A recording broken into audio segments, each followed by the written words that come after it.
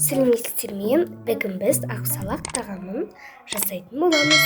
Ең алдымен қызып тұрған майымызға етімізді астын үстін қуырып алатын боламыз. Одан соң пиязымызды, сәбізімізді, қызанақ, картопымызды жақсылап дара-дара етіп турап алатын боламыз.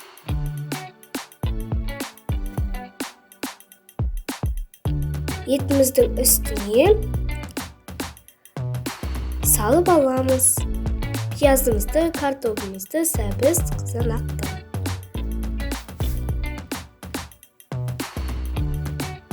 Енді бұқтыруға жібереміз.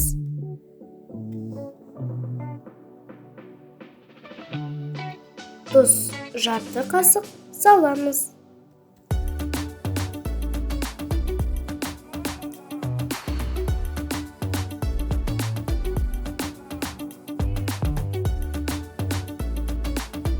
Одан соң суымызды құйып 5-10 минуттай бұқтыруға жібереміз. Ал қамырына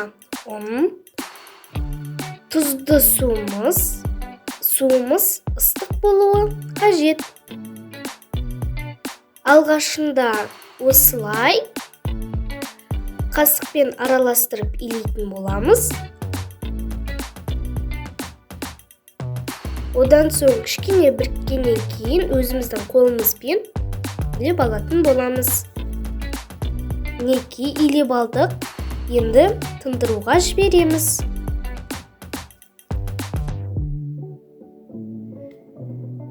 Кішкене осындай майын алып,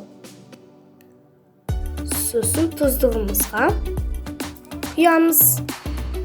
Ал біз тұздыққа пияз, бұрыш қостық. Және араластырамыз.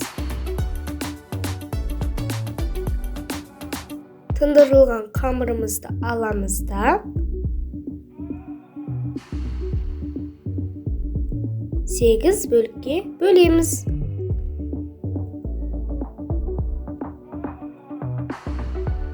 Осылай домалатып аламыз.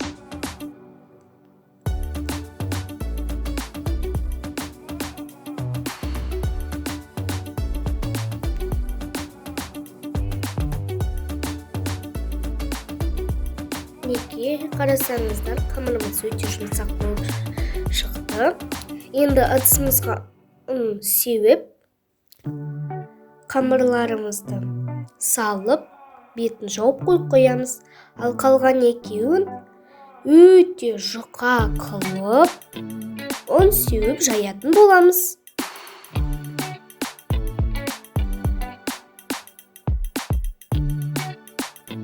Қамырымыз өте жұқа болуы қажет.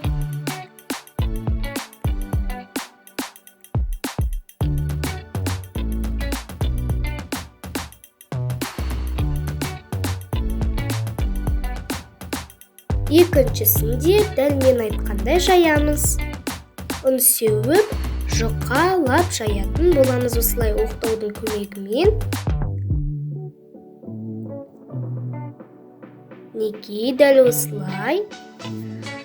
Енді пісіреміз.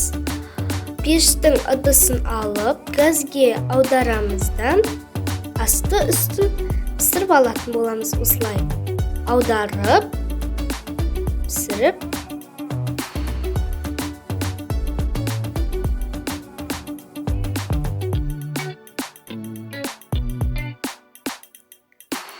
Дәл осылай пісіріп алатын боламыз.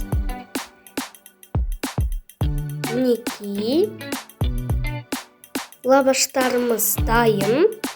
Енді оны рулет секілді орап, кеспе секілді кесіп алатын боламыз. Яғни кішкене қалыңдау қылып кесеміз.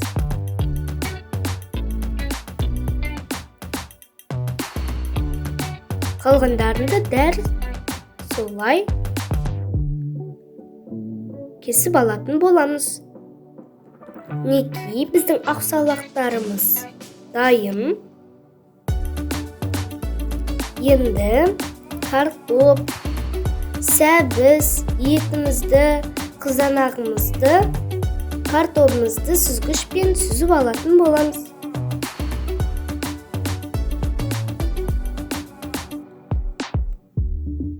Мінекей, ақсаулағымызды ыдысымызға салып, одан соң тұздығымызды құйып, етімізді,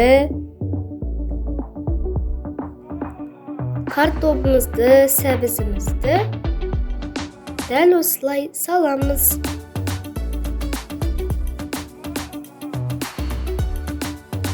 Одан соң бетіне тұздығымызды құямыз.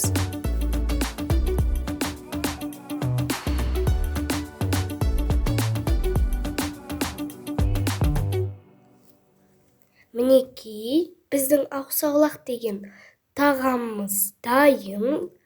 Өзінің сорпаларымен әдемілеп дастарханға тартсаңыздар болады.